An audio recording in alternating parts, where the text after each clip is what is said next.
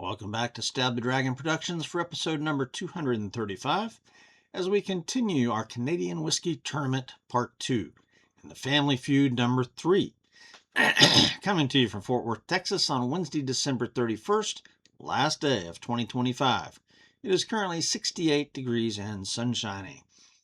Now, we have been looking at Seagram's family, a Family Feud. We've reviewed Seagram's VO about a year ago in the first Canadian tournament, but then we've now looked at VO Gold and we've looked at VO Black. We have done a head-to-head matchup, a Family Feud between VO and VO Gold, and so now it's time for VO Black and VO to go head-to-head. So that's what we're going to accomplish today. The rules.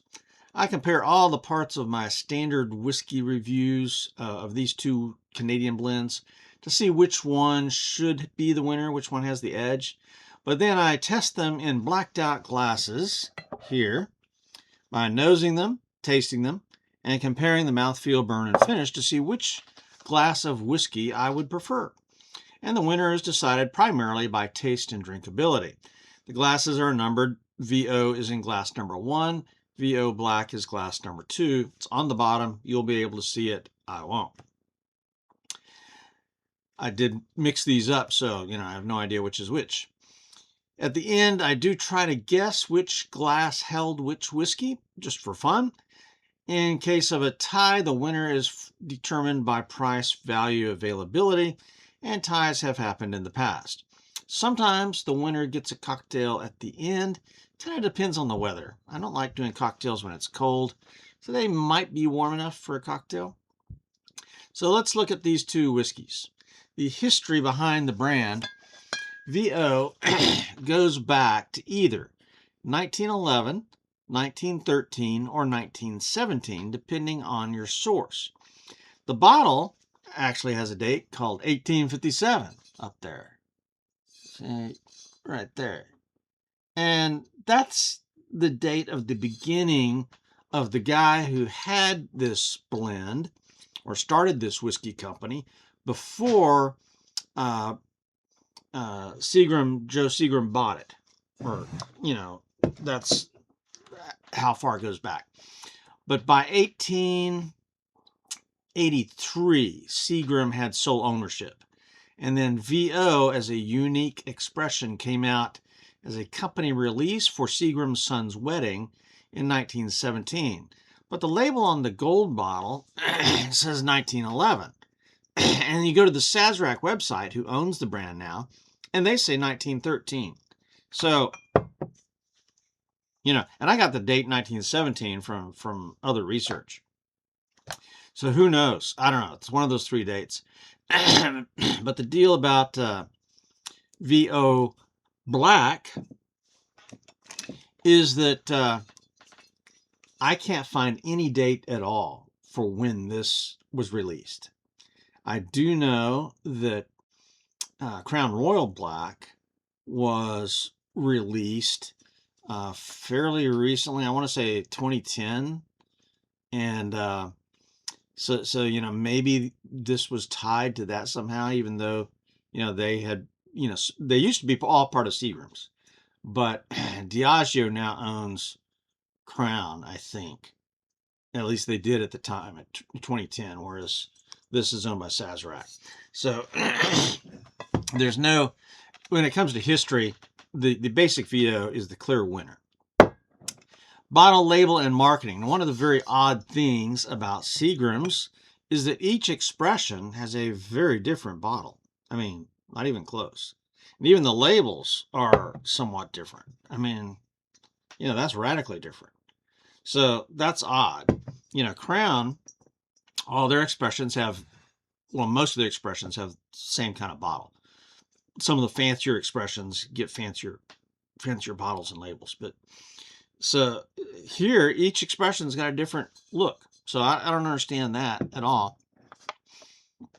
But when it comes to looking at these, I think this VO Black label is really pretty nice. Now, the regular VO, I like colored glass. This is a brown, dark brown glass, but it's a very plain bottle.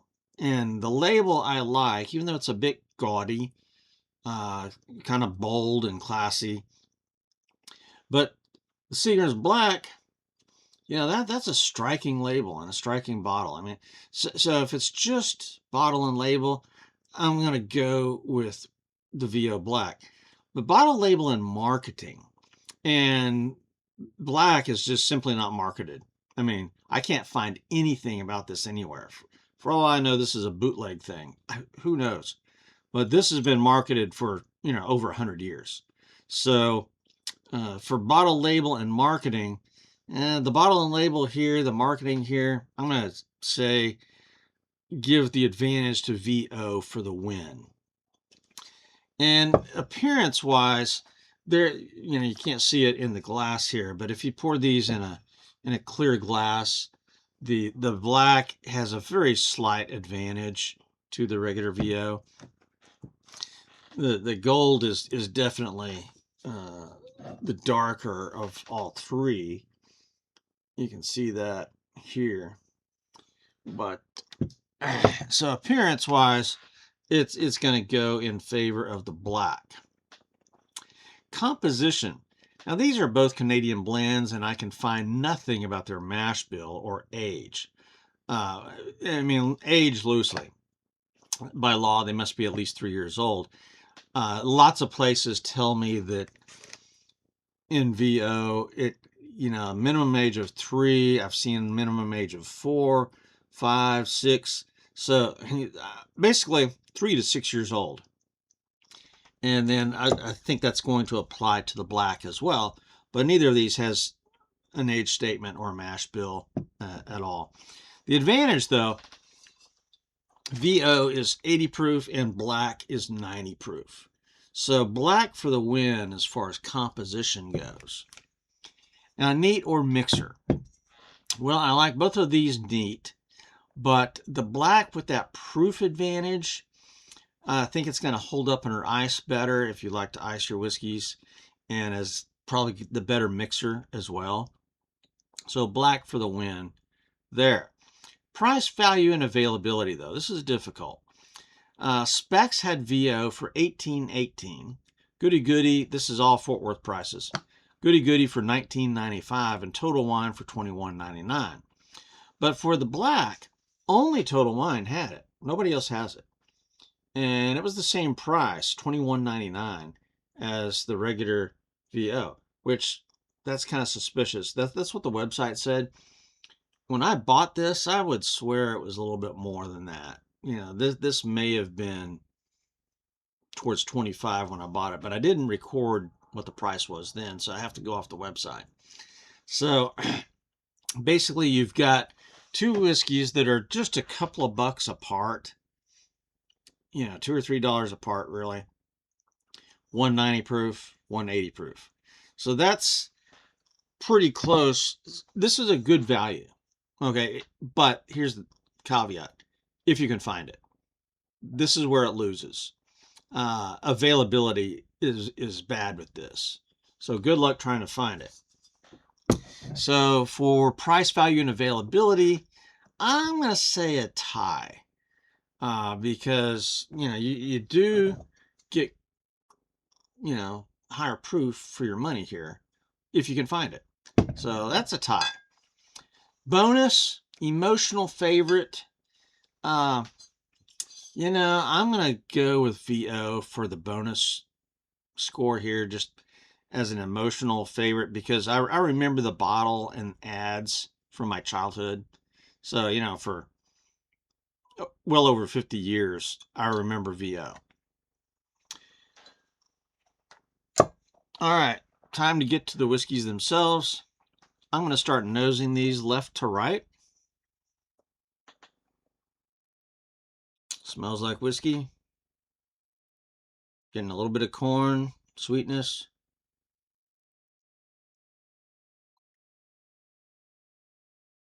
Perhaps a hint of wood.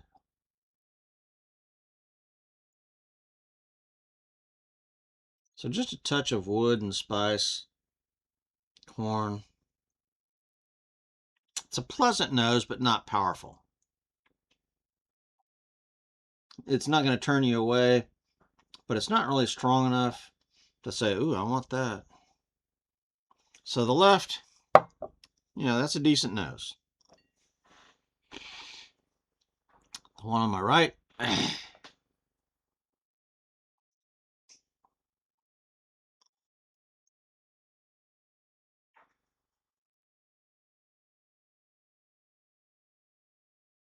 less of a nose. I don't know, this may be a problem with me. This frequently happens where the one I try first has the powerful nose. And then the second one, I can't smell anything. All right. The right one, I don't get much of anything on. So the nose goes to the left, whichever one that is. Now, I've learned also to start tasting with the weaker nose. So we'll start tasting with the one on the right.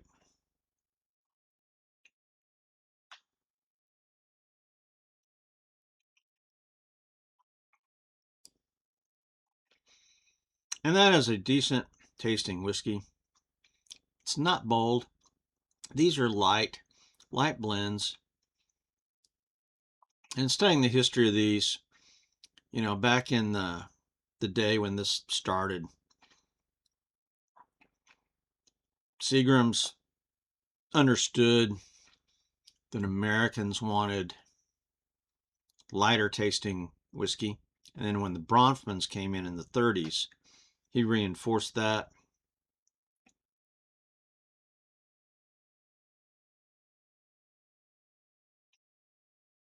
And so after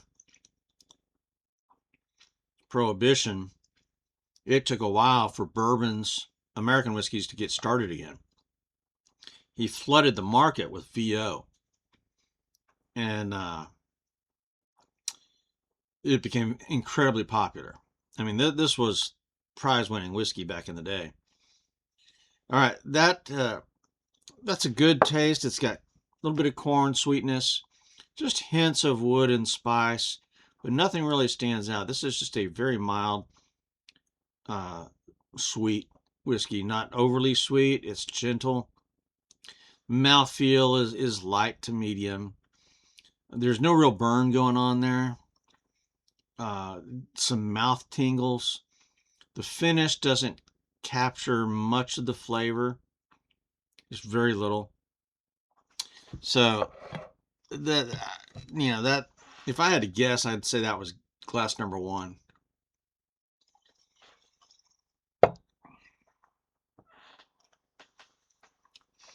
All right, so the one on my left, that had the better nose.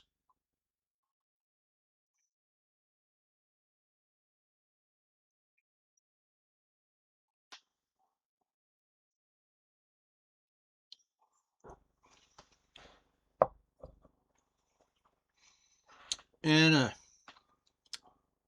it's got, about the same taste.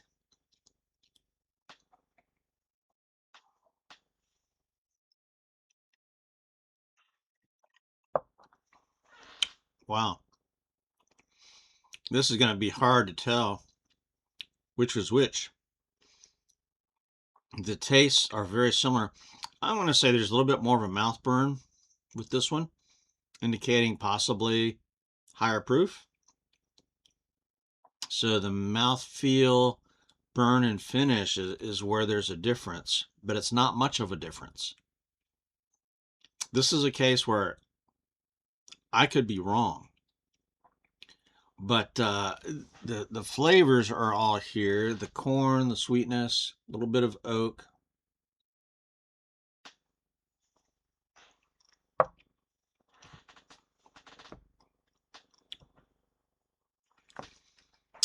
Uh, yeah, wow. Flavor-wise, that could be a tie. The mouthfeel, burn, and finish definitely goes to the left along with the nose.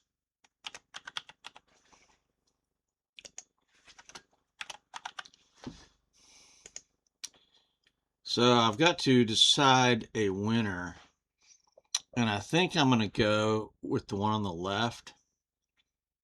And I think that that's glass number 2. I think this is the black. So left is the winner, but not by much. And it is, in fact, glass number 2. So we have a winner. Seagram's black, and it's the proof that made the difference for sure. Because the flavors, well, the nose made a difference too. But the flavors here were virtually identical. So I'm going to go with Seagram's black for the win. Now, the question is, do I want a cocktail? Frequently, I give a cocktail to the winner. So let's pause and make a cocktail. Okay, I am back with a very simple cocktail or a mixed drink. I'm not sure if there's a technical difference there, but this is Sprite with Seagram's VO black and ice. And you can see I've got a couple of slices of lemon in there. So let's try this.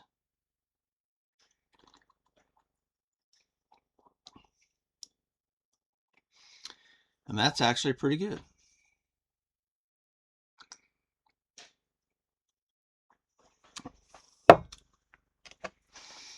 That is refreshing, but I really think I get more of the Sprite and lemon than I do of the VO. Now, my wife likes little mixed drinks like this. She'll not drink a whole one. She'll share it with me, and she would like that. But because she can actually taste the whiskey better than I can, and so she doesn't like a whole lot of the whiskey flavor. So for me, this is whiskey light.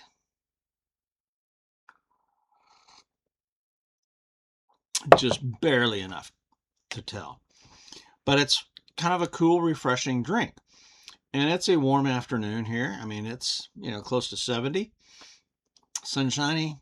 Great day for wintertime in Fort Worth. All right. So we've got a winner. We've had 2 competitions so far, and these are the 2 winners. VO Gold and VO Black. So you know what's coming next is we've got to continue the family feud, and these 2 are going to go head-to-head next. But next may mean next week. Coming up this week, we've got some history videos to do, along with some adult beverages. On January 2nd is the birthday of the state of Georgia here in the U.S., and so we will look at 13th Colony Southern Rye right here. 13th Colony Southern Rye whiskey. And the state history of Georgia a little bit. And then following that is the birthday of Alaska. But guess what? I cannot obtain any Alaskan whiskey. I do have some Alaskan beer, so we may look at that. And then also on the 3rd is the birthday of Tolkien, J.R.R. Tolkien, my favorite author. Born in South Africa, but raised in England.